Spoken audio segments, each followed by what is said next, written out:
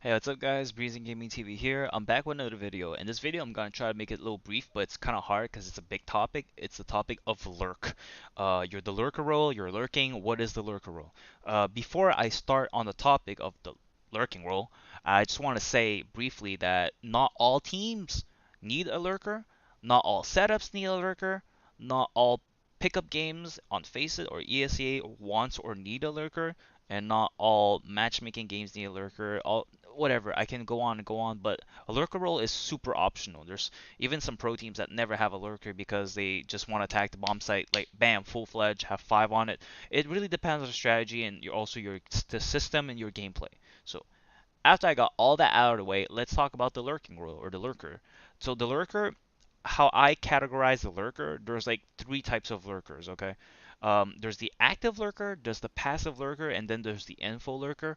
The info lurker is a hybrid of active and passive, so I'll talk about it right after.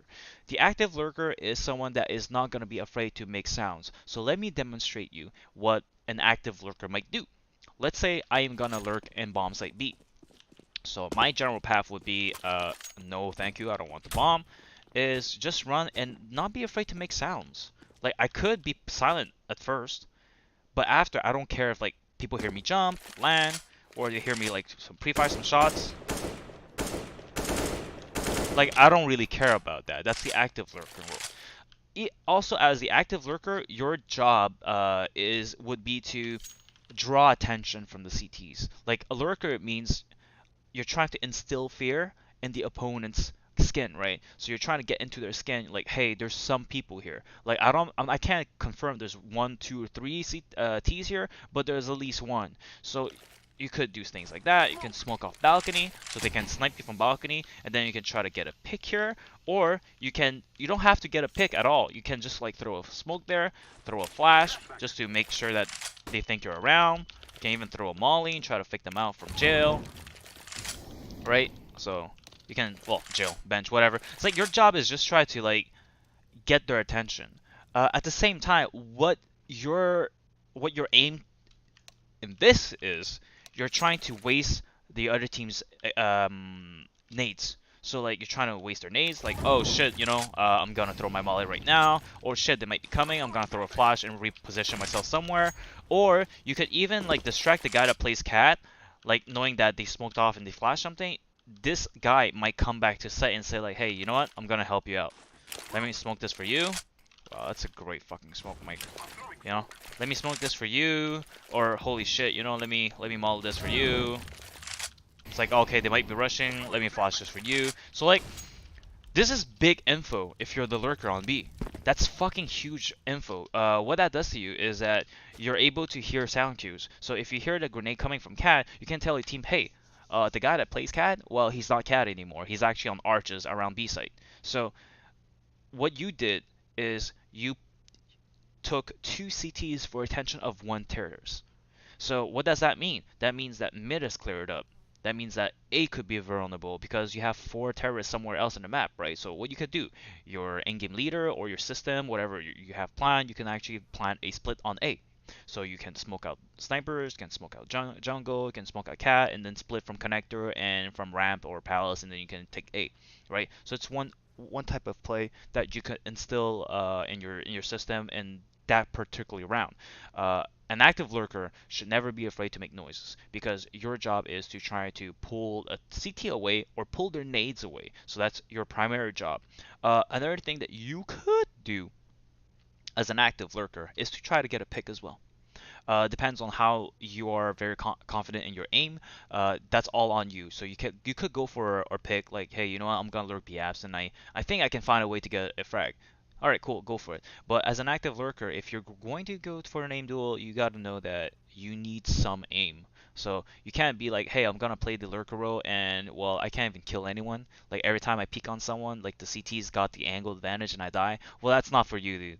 Because like an active lurker, you gotta have good aim, so you can't always say like, well, that's not fair, he's a CT, he has the angle. No, you have the peeker's advantage, you have an AK as well, so if he shoots you first, that's like maybe 88 or 91 damage with an M4, but you have an AK, so you can one tap him back, right? So there's no excuse for that. You gotta have a really good aim. Now on the second role, well, the passive lurk. Let's say Same thing. My team wants to go around A, and I want to go B again, but I'm the passive lurk. So this time, I'm gonna run until I reach the stairs, and then I start walking, because I don't want the CTs to hear that I'm here. I don't want them to know that there's any presence here. I don't throw anything. So I could stay here the whole game and wait for my teammates to do something around middle or something around A. I could wait here all until like there's 20 seconds left or even 30 seconds left. I don't really care, because my job now is to completely bait off my teammates and try to use any sound cues to see if they're running away from the bomb site. So like your teammate could be faking A, and then you hear someone like running away from site and could be going market. So you stay here and try to kill him. You're like, oh, he's gonna run away for sure, and then you gun him down, and then you jump down after you got a free kill, and then you can tell your team, hey, B is clear. Do you have any time to rotate the bomb over? Bring the bomb over. B is completely clear. I killed the guy in B. Let's go. Or or it will trick the CTs to think that, oh, they faked A, they're gonna go B now, or they're gonna fake. Like, there's a lot of ways to play with it, so that's why sometimes a passive lurker is a good job, does a good job of trying to fake bomb sites or whatever. But the problem with the passive lurker is, what if your initial team messed up on the other side of the map? Now you're alone on the other side of the map with no, with like minimal chances of winning the round. So it really depends on your team, your teammates, even if you're the pug setting or your team setting.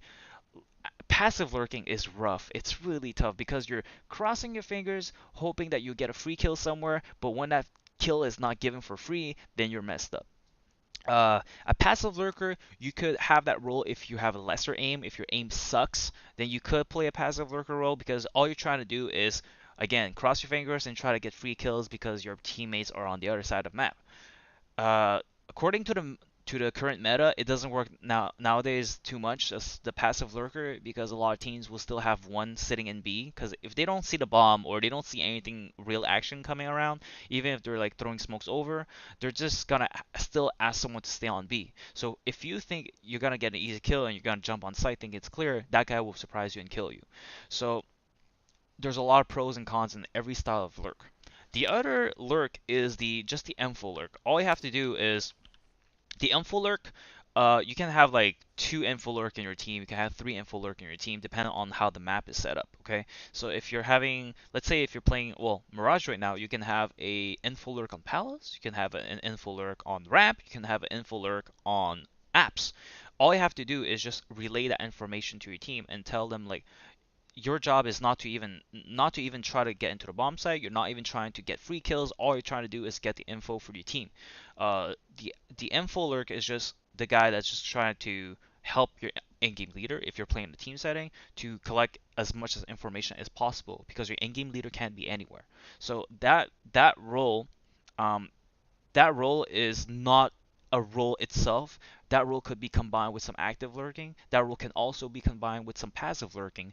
But the info lurk is just someone that's able to relay the information to your team. Let's say I'm just doing an info lurk on B, and I hear someone going running up cats. I'm like, hey, I think that every round, like on B, this guy always goes cat, like super far up cat, and helps the guy up middle. So that info is huge, because your in-game leader could be like, hey, you know what? We could easily smoke arches, which is this. Arches. Now the guy that rushed up is gonna have a big, like a hard time trying to take back the bomb site, you know? So he could try to molly back, but once you guys jump down, he doesn't know what to do because he's fleshed out. So info lurk can help you on those kind of aspects, or just like if you're playing info on ramp. So let's say you're here and you're just waiting for any sound cues or whatever. You're just waiting here, and you hear like someone run towards like under balcony, right, on under palace. So you could be like, hey, I think someone's on the palace. So that's good information. That's like an info lurk, because you're not actively trying to lurk, you're not passively lurking, you're just chilling there and you're giving info. And someone in palace could throw a molly down, and then someone can go out kill him, right? So that is my video for today. So the most important thing I need to get out of my chest for this video is that, again, you don't need a lurker in your team. It's very optional. And if you're doing a lurker role, make sure that you try both the active lurker and the passive lurker. And if you can, try to give more info to your team via communication. But I would highly suggest that you start with not having a lurker if you're playing in the team settings, and then incorporate it later. Okay. Take care, guys.